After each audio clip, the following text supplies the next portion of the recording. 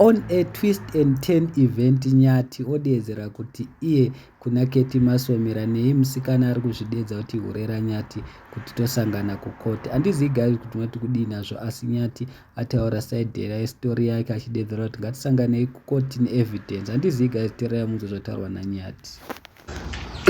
Right, vachazonomira nyaya dzavo kukota handitika. Right, inguva yenchimbotaurai, chimboreketai.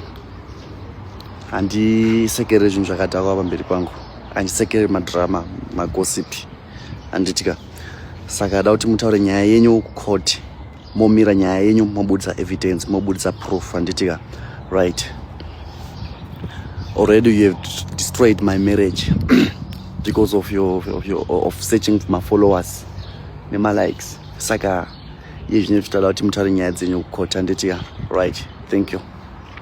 Tapedza nemi. I'm sure mazvinzwira mega zvekutaurwa naNyati Gilbert. Ari kudedzera kuti iye handisi kudzvara tsvimbo nekuti gudo rabata kumeso, ndoda kukusungisai, muri kukanganisa mhuri yangu, muri kundikanganisira. Nyaya iyi yakatanga naKeti Masomera madhezi adarika achidedzera kuti Nyati ari kuenda nemahure achinovata nawo kumahotera. Tiri kumuona achisiya mukadzi wake achivata ega, of which Nyati aitawo yake statement maiona. Ari kudedzera ndoda kusungisai, asi Keti akataura zvinhu zvakawanda, akadedzera kuti hure racho ndere kuSouth Africa akazouya achinja futi akuti ndere kuZimbabwe. So guys, handizii tinoti kudii munonotarisa zvanyorwa naKeti, moenda munotarisa futi zvanyorwa nemusikana wacho anonzi Faith. Akambenga achiramba achiti handidana naNyati, asi mukanzwa pavhidhiyo yeye ari kuti ndodana naNyati, of which pavhidhiyo yachona hatisi kuona face yemusikana, but mavoice mukaenda pane uyo anonzi Faith wacho neuyo ari kutaura naKeti palive, mavoice akangofanana. So guys, handizii tinoti kudii, Keti ari kudedza kuti nabamunini vachona ndo vari kusanganisira Nyati. Saka it's going to be a long